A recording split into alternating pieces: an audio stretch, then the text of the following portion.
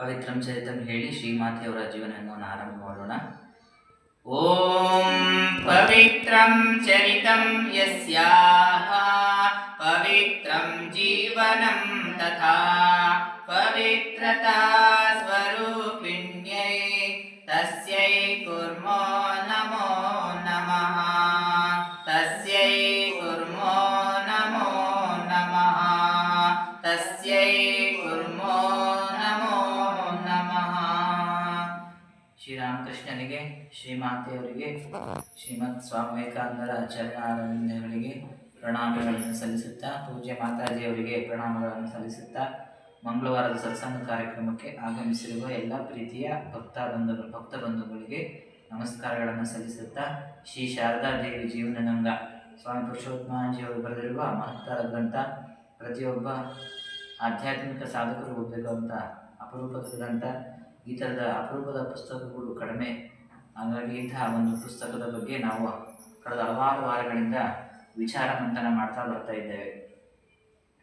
ತಾಯಿ ರೂಪತಿ ಗುರುಕರುಣೆ ಅಂತ ಶ್ರೀಮಾತೆಯವರ ಗುರುಕರುಣೆ ಎಷ್ಟು ಹೇಳಿದ್ರು ಮುಗಿತಾ ಇಲ್ಲ. ನಾನು ಅನ್ಕೊಂತ ಇದ್ದೀನಿ, ಎಷ್ಟು ವಾರದಿಂದ ಹೇಳ್ತಾ ಇದ್ದೀನಪ್ಪ, ಶ್ರೀಮಾತೆಯವರು ಮುಗಿಸ್ತಾನೆ ಇಲ್ಲ ಅಂತ ನಂಗೆ ಅನ್ಸುತ್ತೆ. ಆ ಕರುಣೆಗೆ ಕೊನೆನೇ ಇಲ್ಲ ಅಂತ.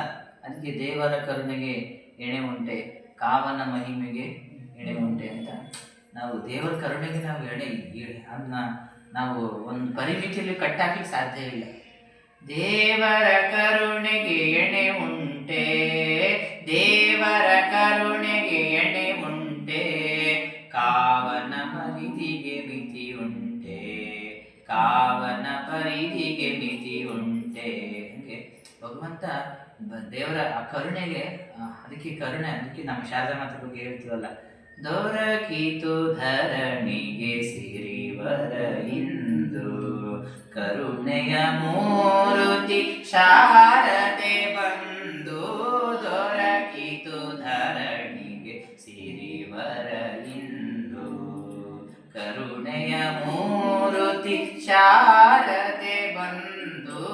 ದೊರಕಿತು ಧರಣಿಗೆ ಸಿರಿವರ ಇಂದು.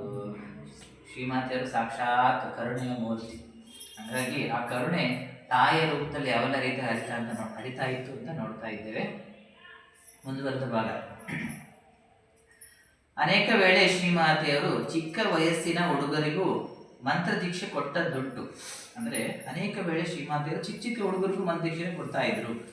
ಒಮ್ಮೆ ಅವರು ಉದ್ಬೋಧನಾ ಮನೆಯಲ್ಲಿ ಇದ್ದಂಥ ಸಂದರ್ಭದಲ್ಲಿ ಸುಮಾರು 12 ವರ್ಷ ವಯಸ್ಸಿನ ಹುಡುಗನೊಬ್ಬ ಬಂದ. 12 ವರ್ಷದ ಒಬ್ಬ ಯುವಕ ಬರ್ತಾನೆ. ಅನೇಕ ಭಕ್ತರು, ಬ್ರಹ್ಮಚಾರಿಗಳು ಅಲ್ಲಿದ್ದರು. ಅಂದ್ರೆ ಆ ಶ್ರೀಮಾತೆ ಇದ್ದಂತ ಉದ್ಬೋಧನಕ್ಕೆ ಒಬ್ಬ 12 ವರ್ಷದ ಯುವಕ ಹುಡುಗ ಬಂದಂತ ಸಂದರ್ಭದಲ್ಲಿ ಅನೇಕ ಭಕ್ತರು, ಬ್ರಹ್ಮಚಾರಿಗಳು ಶ್ರೀಮಾತೆ ಹತ್ರ ಇರ್ತಾರೆ. ಈತ ಬಂದವನೇ ಶ್ರೀಮಾತೆಯರ ಪಾದಗಳಿಗೆ ಪ್ರಣಾಮ ಮಾಡ್ತಾನೆ. ಅಮ್ಮ, ನಿಮ್ಮ ಕೃಪೆ ಆಗಬೇಕು ಎನ್ನುತ್ತಾ ಅಳಲಾರಂಭಿಸಿದ. ಅವನು ಭಕ್ತ ಬರ್ತಾನೆ, ಬಂದು ಶ್ರೀಮಾತೆಯವರ ಬಂದು, ಅಮ್ಮ ನಿಮ್ಮ ಕೃಪೆ ಆಗಬೇಕು ಅಂತ ಅಳಲಾರಂಭಿಸ್ತಾನೆ.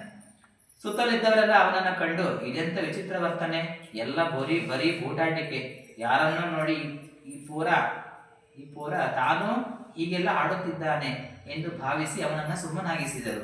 ಆದರೆ ಶ್ರೀಮಾತೆಯವರ ದೃಷ್ಟಿಗೆ ಇದು ಹೇಗೆ ಕಂಡಿತು ಎನ್ನುವುದು ಯಾರಿಗೂ ಒಳೆಯಲಿಲ್ಲ. ಅವನು ಶ್ರೀಮಾತೆ ಹತ್ರ ಬರ್ತಾನಪ್ಪ, 12 ವರ್ಷದ ಯುವಕ ಹುಡುಗ ಬರ್ತಾನೆ. ಅಮ್ಮ ನಿಮ್ಮ ಕೃಪೆ ಆಗ್ಬೇಕು ನನ್ನ ಮೇಲೆ ಅಂತ ಅವನು ಆಡಲಾರಂಭಿಸ್ತಾನೆ. ಸುತ್ತ ಬ್ರಹ್ಮಚಾರಿಗಳು ಭಕ್ತಿರ್ತಾರಲ್ಲ, ಇವನನ್ನು ನೋಡಿ ಎಂತ ವಿಚಿತ್ರ ವರ್ತನೆ, ಎಲ್ಲ ಬರೀ ಬೂಟಾಟಿಕೆ, ಏನೋ ಒಂದೊಂಥರ ಬೂಟಾಟಿಕೆ ಎಲ್ಲ ಅಂತ ಅವನ್ನ ಕೇವಲ ಮಾತಾಡ್ತಾರೆ. ಯಾರನ್ನು ನೋಡಿ ಪೂರ ತಾನು ಹೀಗೆಲ್ಲ ಆಡುತ್ತಿದ್ದಾನೆ ಎಂದು ಭಾವಿಸಿ ಅವನನ್ನ ಸುಮ್ಮನಾಗಿಸ್ತಾರೆ ಅಲ್ಲಿ ಭಕ್ತರು ಮತ್ತು ಬ್ರಹ್ಮಚಾರಿಗಳು. ಆದ್ರೆ ಶ್ರೀಮಾತೆಯವರ ದೃಷ್ಟಿಗೆ ಇದೇ ಕಾಣ್ತಾ ಇದೆ ಅಂತ ನಾವು ಚರ್ಚೆ ಮಾಡೋದಾದ್ರೆ, ಮರುದಿನ ಆ ಹುಡುಗ ಮನೆಯ ಹೊರಗಡೆ ಜಗಲಿಯ ಮೇಲೆ ಸುಮ್ಮನೆ ಕುಳಿತುಕೊಂಡಿರುವುದನ್ನ ತರಕಾರಿಗಾಗಿ ಮಾರುಕಟ್ಟೆಗೆ ಹೊರಟಿದ್ದ ಬ್ರಹ್ಮಚಾರಿಗಳೊಬ್ಬರು ಕಂಡರು.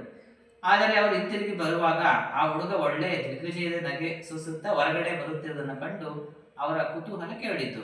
ಏನಯ್ಯ, ಇಷ್ಟೊಂದು ಖುಷಿಯಾಗಿದ್ದೀಯಲ್ಲ, ಏನು ಸಮಾಚಾರ ಎಂದು ಕೇಳಿದರು. ಅದಕ್ಕೆ ಹುಡುಗ, ನನಗೆ ಶ್ರೀಮಾತೆಯವರು ಮಂತ್ರದೀಕ್ಷೆ ಕೊಟ್ಟರು ಎಂದು ಉತ್ತರಿಸಿದ. ಹುಡುಗರಿಗೆ ಏನಾದರೂ ತಿಂಡಿ, ಚಾಕ್ಲೇಟ್ ಕೊಟ್ಟರೆ ಖುಷಿಯಾಗುವುದು ಸಹಜ. ಆದರೆ ಈ ಹುಡುಗ ಮಂತ್ರದೀಕ್ಷೆ ಪಡೆದು ಖುಷಿಯಾಗಿದ್ದಾನೆ.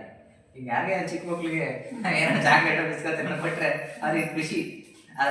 ಅಂದ್ರೆ ಬೇರೆ ಏನು ಬೇಕಾಗಿಲ್ಲ ಹಂಗೆ. ಆದ್ರೆ ಈ ಹುಡುಗನ್ ಏನಾಗಿದೆ, ತುಂಬಾ ಖುಷಿಯಾಗಿದೆ ಶ್ರೀಮಂತ ನನಗೆ ಮಂತ್ರಿಸಿ ಕೊಟ್ರು ಅಂತ.